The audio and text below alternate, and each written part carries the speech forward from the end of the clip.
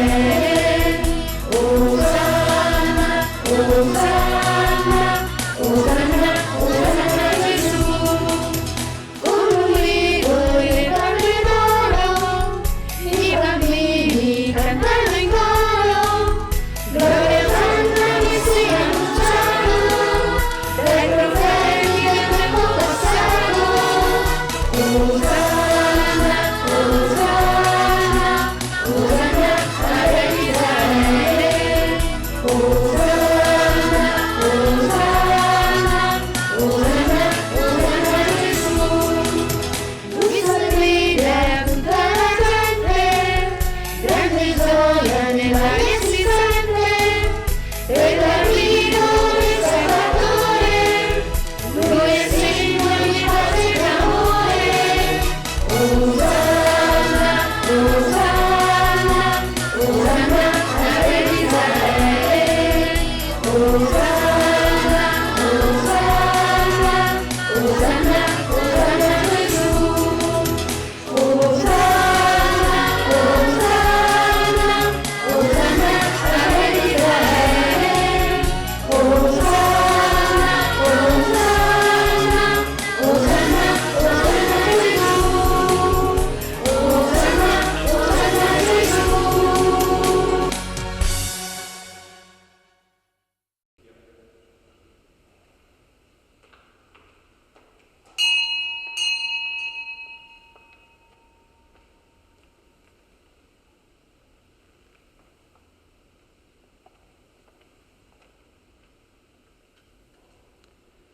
Nel nome del Padre e del Figlio e dello Spirito Santo. Il Signore sia con voi.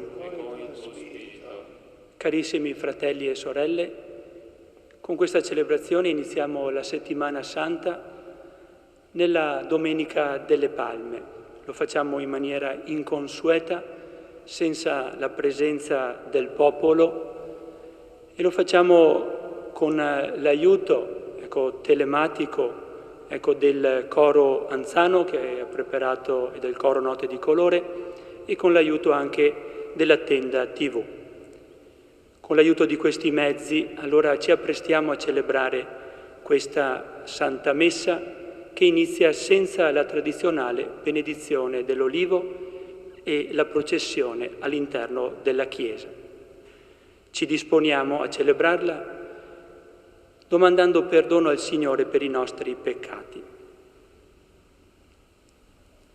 Confesso a Dio Onnipotente e a voi, fratelli, che ho molto peccato in pensieri, parole, opere e omissioni, per mia colpa, mia grandissima colpa, e supplico la Beata Sempre Vergine Maria, gli angeli, i santi e voi, fratelli, di pregare per me il Signore Dio nostro. Dio Onnipotente abbia misericordia di noi, perdoni i nostri peccati e ci conduca alla vita eterna. Amen. Signore pietà, Signore pietà, Cristo pietà, Cristo pietà, Signore pietà. Signore pietà. Preghiamo.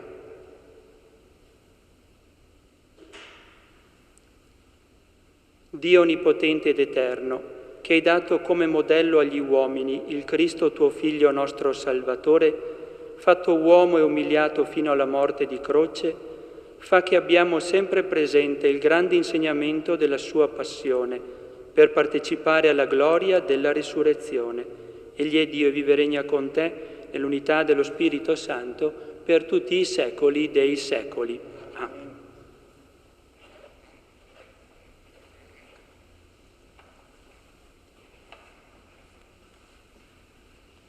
Dal libro del profeta Isaia. Il Signore Dio mi ha dato una lingua da discepolo, perché io sappia indirizzare una parola allo sfiduciato. Ogni mattina fa attento il mio orecchio, perché io ascolti come i discepoli. Il Signore Dio mi ha aperto l'orecchio, e io non ho opposto resistenza, non mi sono tirato indietro. Ho presentato il mio dorso ai flagellatori, le mie guance a coloro che mi strappavano la barba. Non ho sottratto la faccia agli insulti e agli sputi. Il Signore Dio mi assiste, per questo non resto svergognato. Per questo rendo la mia faccia dura come pietra, sapendo di non restare confuso. Parola di Dio. Rendiamo grazie a Dio. Dio mio, perché mi hai abbandonato? Dio mio, perché mi hai abbandonato? Si fanno beffe di me quelli che mi vedono, storcono le labbra, scuotono il capo. Si rivolga al Signore, Lui lo liberi, lo porti in salvo, se davvero lo ama. Dio mio, perché mi hai abbandonato? Un branco di cani mi circonda, mi accerchia una banda di malfattori. Hanno scavato le mie mani e i miei piedi, posso contare tutte le mie ossa. Dio mio, perché mi hai abbandonato? Si dividono le mie vesti, sulla mia tunica gettano la sorte. Ma tu, Signore, non stare lontano, mia forza, vieni presto in mio aiuto. Dio mio, perché mi hai abbandonato? Annuncerò il tuo nome ai miei fratelli, ti loderò in mezzo all'assemblea. Lodate il Signore, voi suoi fedeli. Gli dia gloria a tutta la discendenza di Giacobbe, lo tema tutta la discendenza di Israele. Dio mio, perché mi hai abbandonato?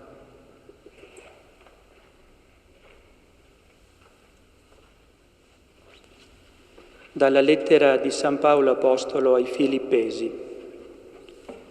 Cristo Gesù, pur essendo nella condizione di Dio, non ritenne un privilegio l'essere come Dio, ma svuotò se stesso assumendo una condizione di servo, diventando simile agli uomini. Dall'aspetto riconosciuto come uomo, umiliò se stesso, facendosi obbediente fino alla morte e a una morte di croce. Per questo Dio lo esaltò e gli donò il nome che è al di sopra di ogni nome, perché nel nome di Gesù ogni ginocchio si pieghi nei cieli, sulla terra e sottoterra, e ogni lingua proclami Gesù Cristo è Signore, a gloria di Dio Padre. Parola di Dio. Rendiamo grazie a Dio. Gloria a Cristo, splendore eterno del Dio vivente. Gloria a te, Signore. Per noi Cristo si è fatto obbediente fino alla morte e a una morte di croce. Per questo Dio lo esaltò e gli donò il nome che è al di sopra di ogni nome. Gloria a Cristo, parola eterna del Dio vivente. Gloria a te, Signore.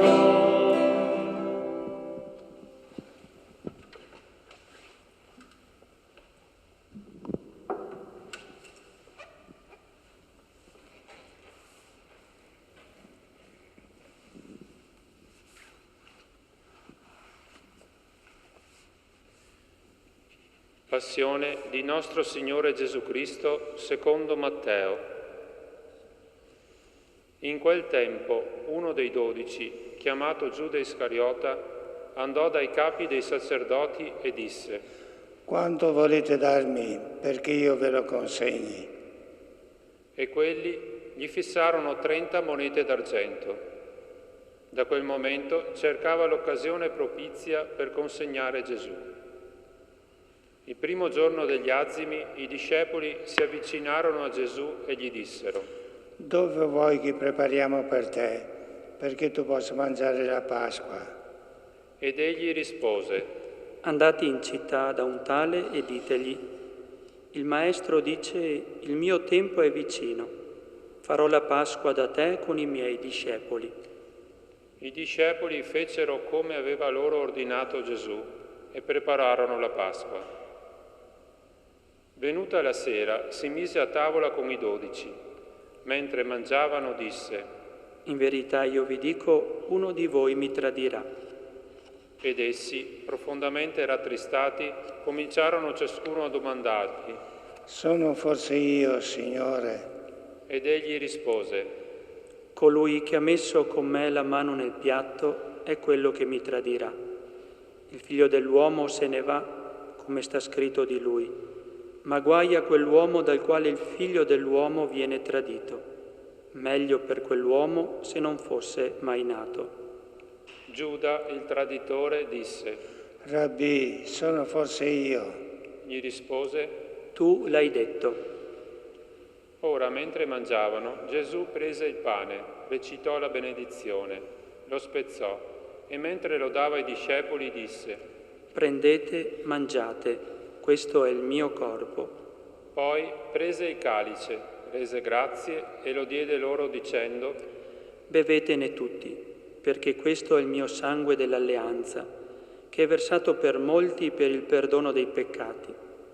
Io vi dico che d'ora in poi non berrò di questo frutto della vite fino al giorno in cui lo berrò nuovo con voi nel regno del Padre mio. Dopo aver cantato l'inno, uscirono verso il Monte degli Ulivi.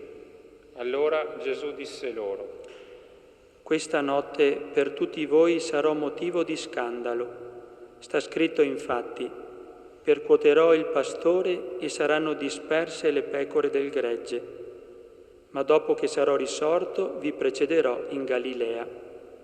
Pietro gli disse: Se tutti si scandalizzeranno di te, io non mi scandalizzerò mai. Gli disse Gesù: In verità io ti dico, questa notte, prima che il gallo canti, tu mi rinnegherai 3 volte. Pietro gli rispose: Anche se dovessi morire con te, io non ti rinnegherò. Lo stesso dissero tutti i discepoli. Allora Gesù andò con loro in un podere, chiamato Getsemani, e disse ai discepoli: Sedetevi qui, mentre io vado là a pregare. E presi con sé Pietro e i 2 figli di Zebedeo, cominciò a provare tristezza e angoscia, e disse loro: La mia anima è triste fino alla morte. Restate qui e vegliate con me. Andò un poco più avanti, cadde faccia a terra e pregava dicendo: Padre mio, se è possibile, passi via da me questo calice, però non come voglio io, ma come vuoi tu. Poi venne dai discepoli e li trovò addormentati e disse a Pietro: Così non siete stati capaci di vegliare con me una sola ora. Vegliate e pregate per non entrare in tentazione. Lo spirito è pronto, ma la carne è debole. Si allontanò una seconda volta e pregò dicendo: Padre mio, se questo calice non può passare via senza che io lo beva, si compia la tua volontà. Poi venne e li trovò di nuovo addormentati, perché i loro occhi si erano fatti pesanti. Li lasciò, si allontanò di nuovo e pregò per la 3ª volta, ripetendo le stesse parole. Poi si avvicinò ai discepoli e disse loro: Dormite pure e riposatevi. Ecco, l'ora è vicina e il Figlio dell'uomo viene consegnato in mano ai peccatori. Alzatevi, andiamo. Ecco, colui che mi tradisce è vicino. Mentre ancora egli parlava, ecco arrivare Giuda, uno dei 12, e con lui una grande folla con spade e bastoni, mandata dai capi dei sacerdoti e dagli anziani del popolo. Il traditore aveva dato loro un segno dicendo: Quello che bacerò è lui, arrestatelo. Subito si avvicinò a Gesù e disse: Salve, Rabbì. E lo baciò. E Gesù gli disse: Amico, per questo sei qui. Allora si fecero avanti, misero le mani addosso a Gesù e lo arrestarono. Ed ecco, uno di quelli che erano con Gesù impugnò la spada, la estrasse e colpì il servo del sommo sacerdote, staccandogli un orecchio. Allora Gesù gli disse: Rimetti la tua spada al suo posto, perché tutti quelli che prendono la spada di spada moriranno. O credi che io non possa pregare il Padre mio che metterebbe subito a mia disposizione più di 12 legioni di angeli. Ma allora come si compirebbero le scritture secondo le quali così deve avvenire? In quello stesso momento Gesù disse alla folla: Come se fossi un ladro siete venuti a prendermi con spade e bastoni. Ogni giorno sedevo nel Tempio a insegnare e non mi avete arrestato. Ma tutto questo è avvenuto perché si compissero le scritture dei profeti. Allora tutti i discepoli lo abbandonarono e fuggirono. Quelli che avevano arrestato Gesù lo condussero dal sommo sacerdote Caifa, presso il quale si erano riuniti gli scribi e gli anziani. Pietro intanto lo aveva seguito da lontano fino al palazzo del sommo sacerdote. Entrò e stava seduto fra i servi per vedere come sarebbe andata a finire. I capi dei sacerdoti e tutto il Sinedrio cercavano una falsa testimonianza contro Gesù per metterlo a morte, ma non la trovarono, sebbene si fossero presentati molti falsi testimoni. Finalmente se ne presentarono 2 che affermarono: Costui ha dichiarato: posso distruggere il Tempio di Dio e ricostruirlo in 3 giorni. Il sommo sacerdote si alzò e gli disse: Non rispondi nulla, che cosa testimoniano costoro contro di te? Ma Gesù taceva. Allora il sommo sacerdote gli disse: Ti scongiuro per il Dio vivente di dirci se sei tu il Cristo, il Figlio di Dio. Gli rispose Gesù: Tu l'hai detto, anzi io vi dico, d'ora innanzi vedrete il Figlio dell'uomo seduto alla destra della potenza e venire sulle nubi del cielo. Allora il sommo sacerdote si stracciò le vesti dicendo: Ha bestemmiato, che bisogno abbiamo ancora di testimoni? Ecco, ora avete udito la bestemmia, che ve ne pare? E quelli risposero: È reo di morte. Allora gli sputarono in faccia e lo percossero. Altri lo schiaffeggiarono dicendo: Fa il profeta per noi, Cristo. Chi è che ti ha colpito? Pietro intanto se ne stava seduto fuori nel cortile. Una giovane serva gli si avvicinò e disse: Anche tu eri con Gesù il Galileo. Ma egli negò davanti a tutti dicendo: Non capisco che cosa dici.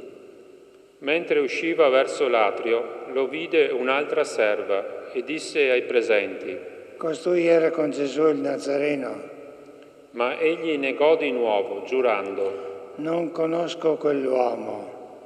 Dopo un poco i presenti si avvicinarono e dissero a Pietro: È vero, anche tu sei uno di loro. Infatti il tuo accento ti tradisce. Allora egli cominciò a imprecare e a giurare. Non conosco quell'uomo. E subito un gallo cantò. E Pietro si ricordò della parola di Gesù che aveva detto: prima che il gallo canti, tu mi rinnegherai 3 volte. E uscito fuori pianse amaramente. Venuto il mattino, tutti i capi dei sacerdoti e gli anziani del popolo tennero consiglio contro Gesù per farlo morire. Poi lo misero in catene, lo condussero via e lo consegnarono al governatore Pilato. Allora Giuda, colui che lo tradì, vedendo che Gesù era stato condannato, preso dal rimorso, riportò le 30 monete d'argento ai capi dei sacerdoti e agli anziani, dicendo: Ho peccato perché ho tradito sangue innocente. Ma quelli dissero: A noi che importa, pensaci tu. Egli allora, gettate le monete d'argento nel tempio, si allontanò e andò a impiccarsi. I capi dei sacerdoti, raccolte le monete, dissero: Non è lecito metterle nel tesoro, perché sono prezzo di sangue. Tenuto consiglio, comprarono con esse il campo del vasaio per la sepoltura degli stranieri. Perciò quel campo fu chiamato Campo di Sangue fino al giorno d'oggi. Allora si compì quanto era stato detto per mezzo del profeta Geremia, e presero 30 monete d'argento il prezzo di colui che al tal prezzo fu valutato dai figli di Israele, e le diedero per il campo del vasaio, come mi aveva ordinato il Signore. Gesù intanto comparve davanti al governatore, e il governatore lo interrogò dicendo: Sei tu il re dei Giudei? Gesù rispose: Tu lo dici. E mentre i capi dei sacerdoti e gli anziani lo accusavano, non rispose nulla. Allora Pilato gli disse: Non senti quante testimonianze portano contro di te? Ma non gli rispose neanche una parola, tanto che il governatore rimase assai stupito. Ad ogni festa il governatore era solito rimettere in libertà per la folla un carcerato a loro scelta. In quel momento avevano un carcerato famoso di nome Barabba. Perciò alla gente che si era radunata Pilato disse: Chi volete che io rimetta in libertà per voi? Barabba o Gesù chiamato Cristo? Sapeva bene, infatti, che glielo avevano consegnato per invidia. Mentre egli sedeva in tribunale, sua moglie gli mandò a dire: Non avere a che fare con quel giusto, perché oggi in sogno sono stata molto turbata per causa sua. Ma i capi dei sacerdoti e gli anziani persuasero la folla a chiedere Barabba e a far morire Gesù. Allora il governatore domandò loro: Di questi due, chi volete che io rimetta in libertà per voi? Quelli risposero: Barabba. Chiese loro Pilato. Ma allora che farò di Gesù chiamato Cristo? E tutti risposero: Sia crocifisso. Ed egli disse: Ma che male ha fatto? Essi allora gridavano più forte: Sia crocifisso. Pilato, visto che non otteneva nulla, anzi che il tumulto aumentava, prese dell'acqua e si lavò le mani davanti alla folla dicendo: Non sono responsabile di questo sangue, pensateci voi. E tutto il popolo rispose: Il suo sangue ricada su di noi e sui nostri figli. Allora rimise in libertà per loro Barabba e dopo aver fatto flagellare Gesù lo consegnò perché fosse crocifisso. Allora i soldati del governatore condussero Gesù nel pretorio e gli radunarono attorno tutta la truppa. Lo spogliarono, gli fecero indossare un mantello scarlatto, intrecciarono una corona di spine, gliela posero sul capo e gli misero una canna nella mano destra. Poi, inginocchiandosi davanti a lui, lo deridevano. Salve, re dei Giudei! Sputandogli addosso, gli tolsero di mano la canna e lo percuotevano sul capo. Dopo averlo deriso, lo spogliarono del mantello e gli rimisero le sue vesti. Poi lo condussero via per crocifiggerlo. Mentre uscivano incontrarono un uomo di Cirene, chiamato Simone, e lo costrinsero a portare la sua croce. Giunti al luogo detto Golgota, che significa luogo del cranio, gli diedero da bere vino mescolato con fiele. Egli lo assaggiò, ma non ne volle bere. Dopo averlo crocifisso, si divisero le sue vesti tirandole a sorte. Poi, seduti, gli facevano la guardia. Al di sopra del suo capo posero il motivo scritto della sua condanna: Costui è Gesù, il Re dei Giudei.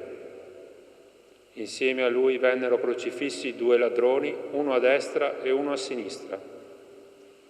Quelli che passavano di lì lo insultavano scuotendo il capo e dicendo: Tu che distruggi il Tempio e in 3 giorni lo ricostruisci, salva te stesso, se tu sei figlio di Dio, e scendi dalla croce. Così anche i capi dei sacerdoti, con gli scribi e gli anziani, facendosi beffe di lui, dicevano: Ha salvato altri, non può salvare se stesso. È il Re di Israele, scenda ora dalla croce e crederemo in Lui. Ha confidato in Dio, lo liberi Lui ora, se gli vuol bene. Ha detto infatti: sono figlio di Dio. Anche i ladroni, crocifissi con lui, lo insultavano allo stesso modo. A mezzogiorno si fece buio su tutta la terra fino alle 3 del pomeriggio. Verso le 3 Gesù gridò a gran voce, Eli, Eli, lema sabachthani, che significa: Dio mio, perché mi hai abbandonato? Udendo questo, alcuni dei presenti dicevano, Costui chiama Elia. e subito uno di loro corse a prendere una spugna, la inzuppò di aceto, la fissò su una canna e gli dava da bere. Gli altri dicevano, Lascia, vediamo se viene Elia a liberarlo. ma Gesù di nuovo gridò a gran voce ed emise lo spirito.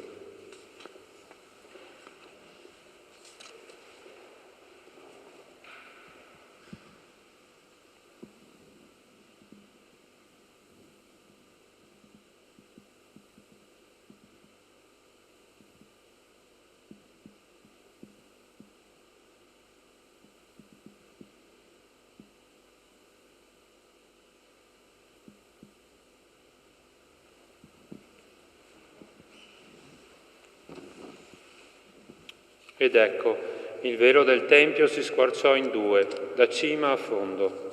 La terra tremò, le rocce si spezzarono, i sepolcri si aprirono e molti corpi di santi che erano morti risuscitarono. Uscendo dai sepolcri dopo la risurrezione, entrarono nella città santa e apparvero a molti. Il centurione e quelli che con lui facevano la guardia a Gesù, alla vista del terremoto e di quello che succedeva, furono presi da grande timore e dicevano: Davvero costui era figlio di Dio. Vi erano là anche molte donne che osservavano da lontano. Esse avevano seguito Gesù dalla Galilea per servirlo. Tra queste c'erano Maria di Magdala, Maria, madre di Giacomo e di Giuseppe, e la madre dei figli di Zebedeo. Venuta la sera giunse un uomo ricco di Arimatea chiamato Giuseppe. Anche lui era diventato discepolo di Gesù. Questi si presentò a Pilato e chiese il corpo di Gesù. Pilato allora ordinò che gli fosse consegnato. Giuseppe prese il corpo, lo avvolse in un lenzuolo pulito e lo depose nel suo sepolcro nuovo, che si era fatto scavare nella roccia. Rotolata poi una grande pietra all'entrata del sepolcro, se ne andò. Lì, sedute di fronte alla tomba, c'erano Maria di Magdala e l'altra Maria. Il giorno seguente, quello dopo la Parasceve, si riunirono presso Pilato i capi dei sacerdoti e i farisei dicendo: Signore, ci siamo ricordati che quell'impostore, mentre era vivo, disse: dopo 3 giorni risorgerò. Ordina dunque che la tomba venga vigilata fino al 3° giorno, perché non arrivino i suoi discepoli, lo rubino e poi dicano al popolo: è risorto dai morti. Così quest'ultima impostura sarebbe peggiore della prima. Pilato disse loro: Avete le guardie, andate e assicurate la sorveglianza come meglio credete. Essi andarono e per rendere sicura la tomba sigillarono la pietra e vi lasciarono le guardie. Parola del Signore. Lode a te, o Cristo.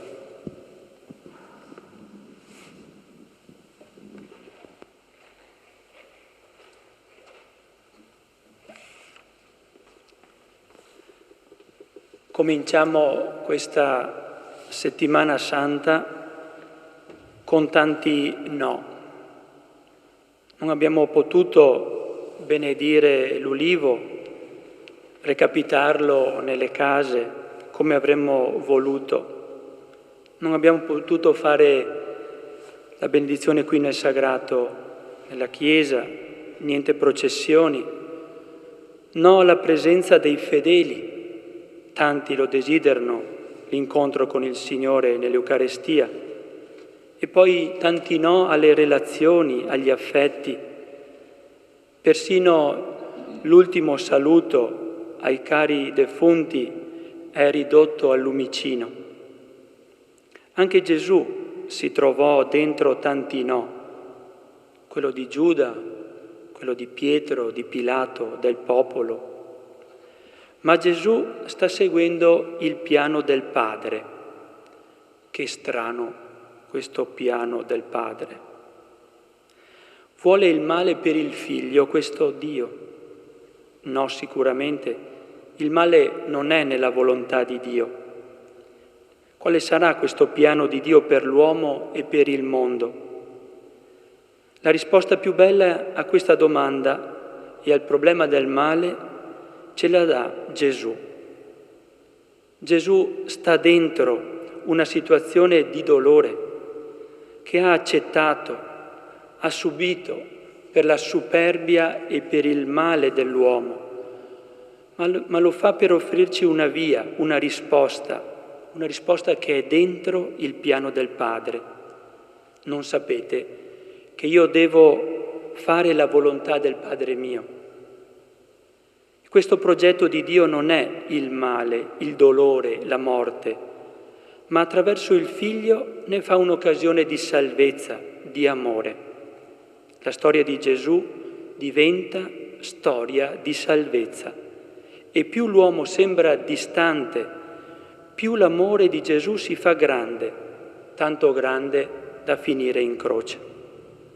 Anche in queste situazioni di dolore che stiamo vivendo in questi momenti di solitudine, anche di angoscia, dobbiamo provare a vivere con la logica della Pasqua, fatta dal passaggio della morte alla risurrezione, dal buio alla luce, dai no ai sì. E questi possiamo farli anche noi attraverso i nostri gesti quotidiani di servizio, di ascolto, di preghiera, di amore, piccoli segni di luce. La logica contenuta nella passione è la stessa del chicco di grano, quella che morendo porterà molto frutto.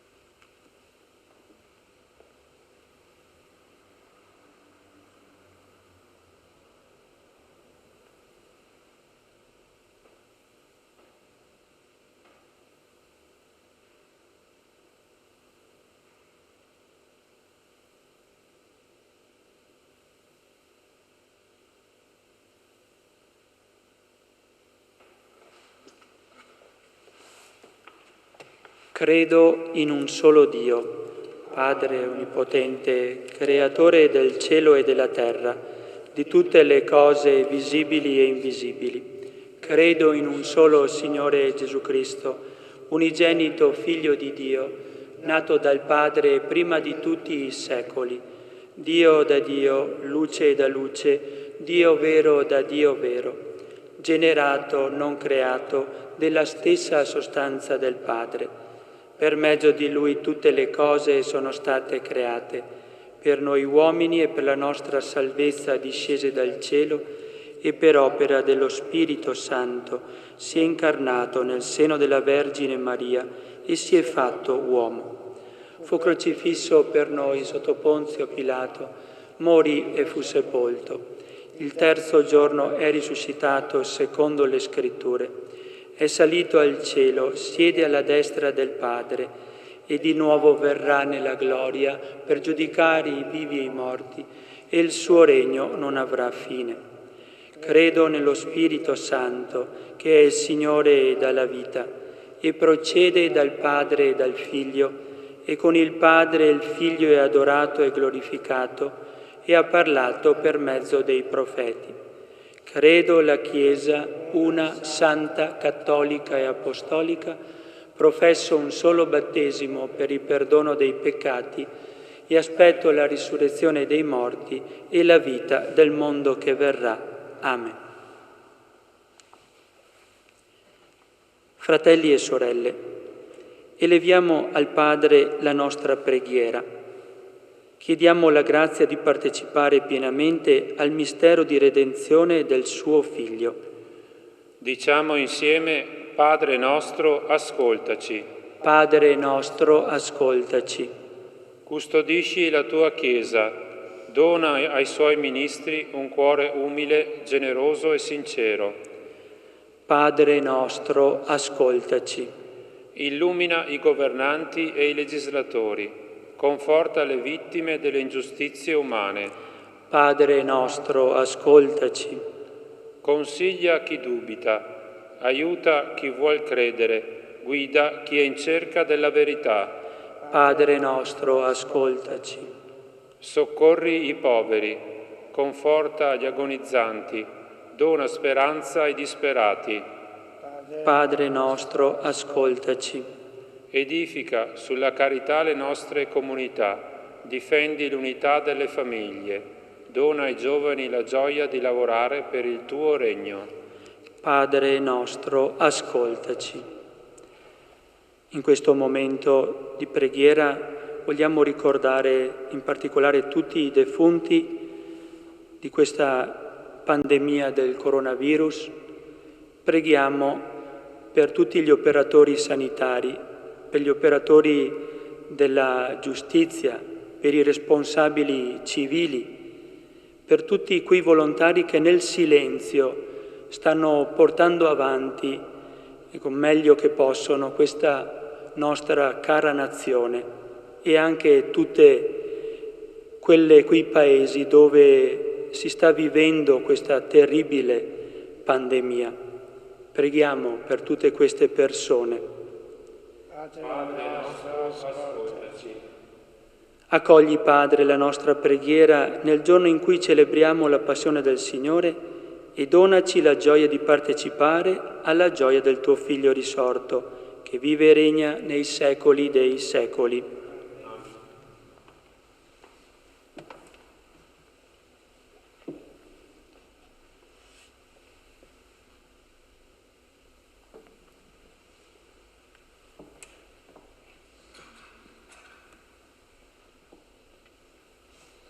Benedetto sei tu, Signore Dio dell'universo, della tua bontà abbiamo ricevuto questo pane, frutto della terra e del lavoro dell'uomo, lo presentiamo a te perché diventi per noi cibo di vita eterna. Benedetto nei secoli il Signore.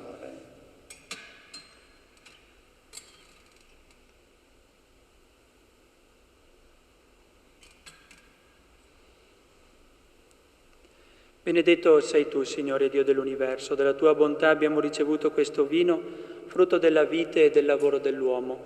Lo presentiamo a te perché diventi per noi bevanda di salvezza. Benedetto nei secoli il Signore.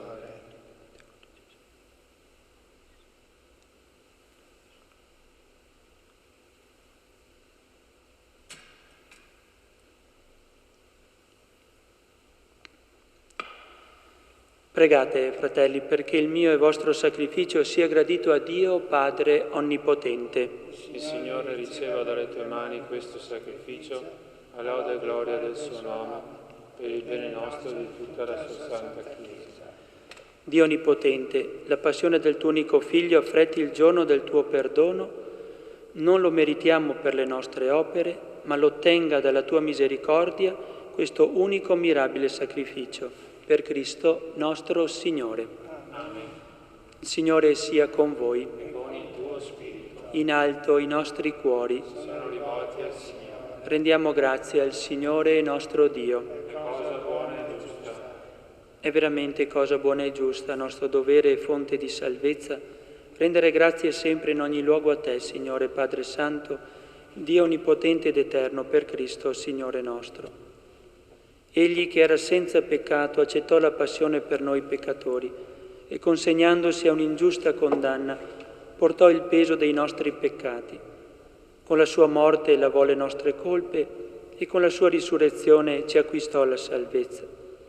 E noi, con tutti gli angeli del cielo, innalziamo a te il nostro canto e proclamiamo insieme la tua lode.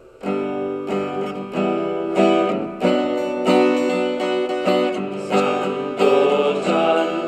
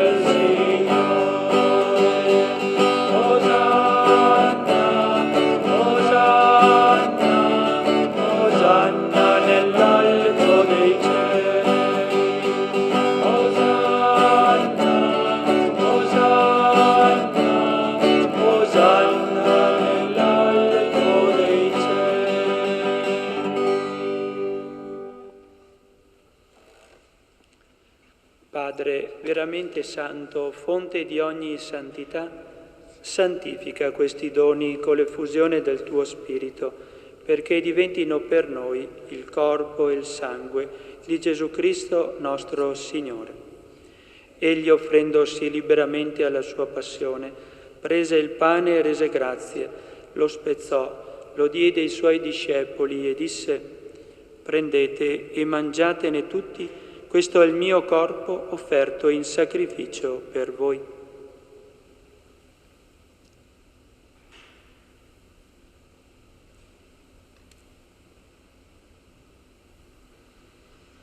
Dopo la cena, allo stesso modo, prese il calice e rese grazie, lo diede ai suoi discepoli e disse: «Prendete e bevetene tutti, questo è il calice del mio sangue, per la nuova ed eterna alleanza, versato per voi e per tutti in remissione dei peccati. Fate questo in memoria di me».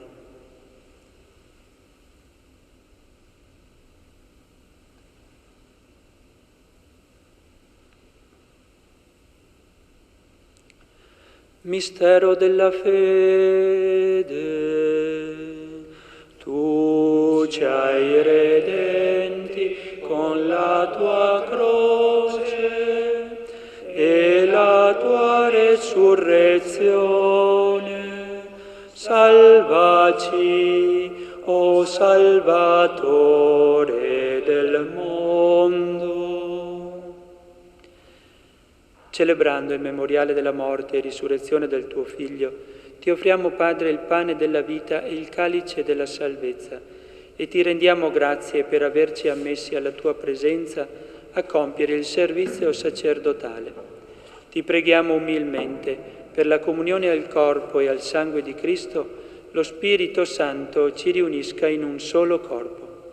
Ricordati, Padre, della tua Chiesa diffusa su tutta la terra, e qui convocata nel giorno in cui Cristo ha vinto la morte e ci ha resi partecipi della sua vita immortale.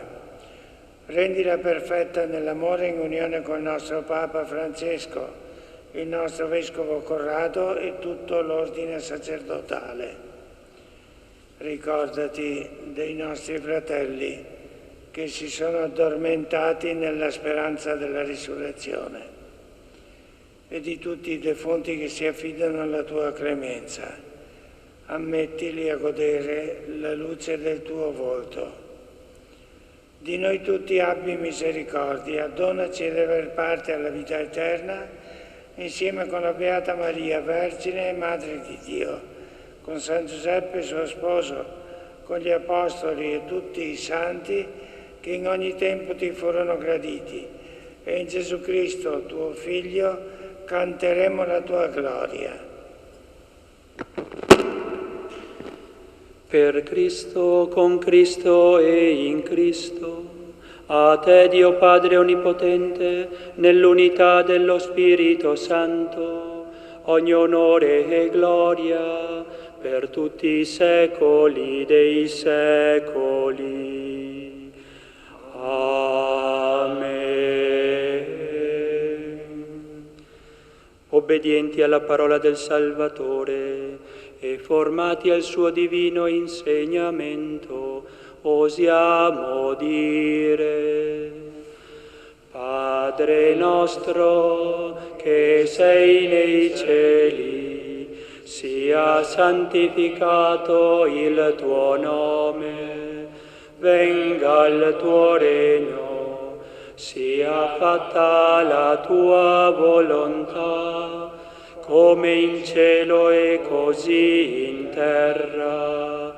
Dacci oggi il nostro pane quotidiano e rimetti a noi i nostri debiti, come noi li rimettiamo ai nostri debitori, e non ci indurre in tentazione, ma liberaci dal male.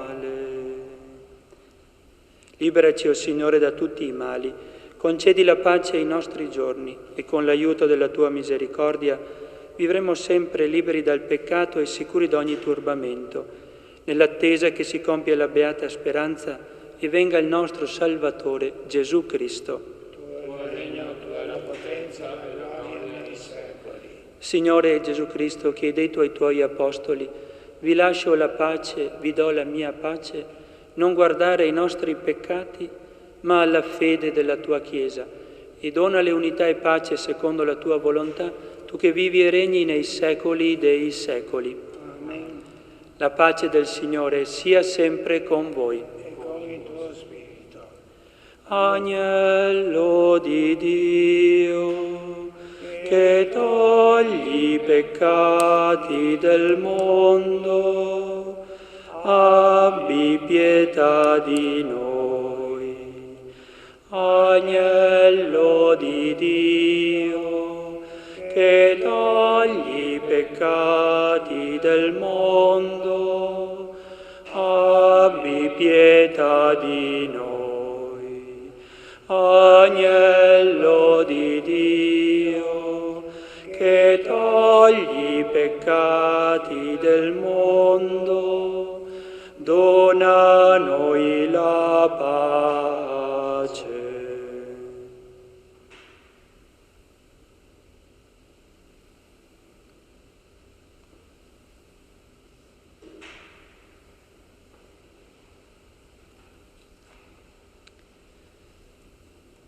Beati gli invitati alla cena del Signore. Ecco l'agnello di Dio che toglie i peccati del mondo. O Signore, non sono degno di partecipare alla tua mensa, ma dir soltanto una parola e io sarò salvato.